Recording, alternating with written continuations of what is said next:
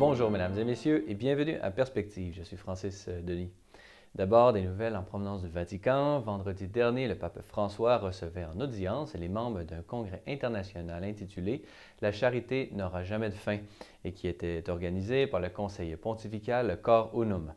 Lors de cette conférence, différents acteurs de l'Église s'exprimaient en lien avec la première encyclique de Benoît XVI, Deus Caritas Est.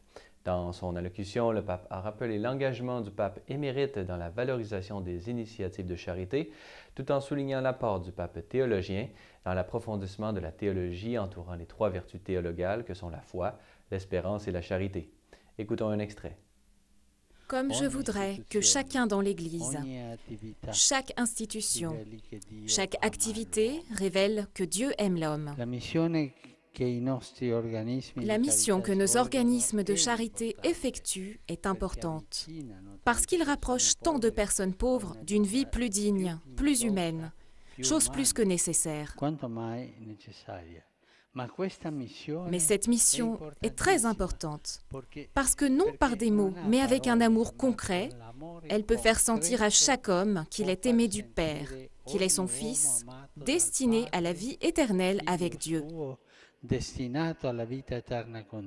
Ainsi a parlé le pape François dans son discours aux participants de la conférence parrainée par le conseil pontifical Cor Unum 10 ans après la première encyclique de Benoît XVI, Deus Caritas Est. La charité, expliquait le souverain pontife, est au centre de la vie de l'Église et elle en est le cœur parce que Dieu associe l'homme à sa vie d'amour. Sa manière de venir à nous, qui culmine dans l'incarnation du Fils, est sa miséricorde.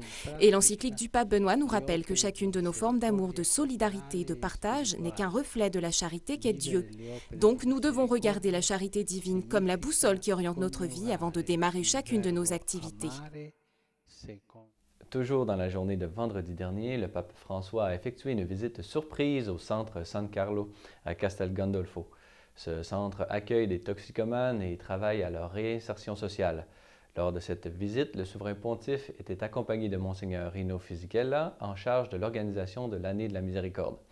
Tous les jeunes furent très surpris de l'arrivée du pape dans leur centre. C'est ensuite qu'une rencontre a eu lieu et où François a pris le temps de les écouter avant de leur livrer quelques paroles afin de les réconforter et de leur assurer de sa sollicitude et de sa prière. Ce dimanche, le pape présidait à la traditionnelle prière de l'Angélus place Saint-Pierre. Comme à l'habitude, c'est donc du balcon du palais apostolique que le souverain pontife a voulu revenir sur la patience sans limite de Dieu lorsqu'il est confronté à l'hypocrisie des hommes. Commentant l'évangile de Saint Luc, rappelant la répression sanglante par des soldats romains à l'intérieur du temple et l'effondrement de la tour de Siloé à Jérusalem, le pape a souligné qu'aujourd'hui encore, des mauvaises nouvelles sont rapportées chaque jour. C'est devant ces injustices que Dieu manifeste sa miséricorde et qui nous rappelle qu'il n'est jamais trop tard pour se convertir. Écoutons un extrait de cette allocution. Il n'est jamais trop tard pour se convertir. Mais il est urgent. Donc, commençons aujourd'hui. Que la Vierge Marie nous soutienne pour qu'on puisse ouvrir le cœur à la grâce de Dieu, à sa miséricorde. Enfin, ce matin, le pape a célébré la messe en la chapelle de la maison Sainte-Marthe. Dans son homélie commentant l'évangile de Saint Luc, le pape a souligné que le salut vient de la simplicité des choses de Dieu et non pas du pouvoir des puissants. Si nous voulons être fidèles et chasser l'indignation face au projet de salut de Dieu qui souvent ne suit pas tout à fait nos plans, nous ne devons pas laisser de place au mépris des docteurs de la loi qui cherchent le salut dans la casuistique de la morale et dans une infinité de préceptes. Au contraire, quand Jésus fait la proposition de la voie du salut, il ne parle jamais de grandes choses, mais de petites choses, a-t-il ajouté.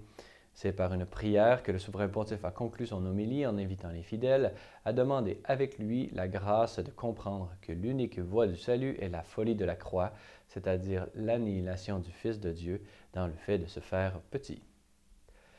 Voilà, c'est tout pour aujourd'hui. Si vous avez des questions ou commentaires, vous pouvez m'écrire à l'adresse qui apparaît à l'écran. Merci d'avoir été des nôtres. À la prochaine.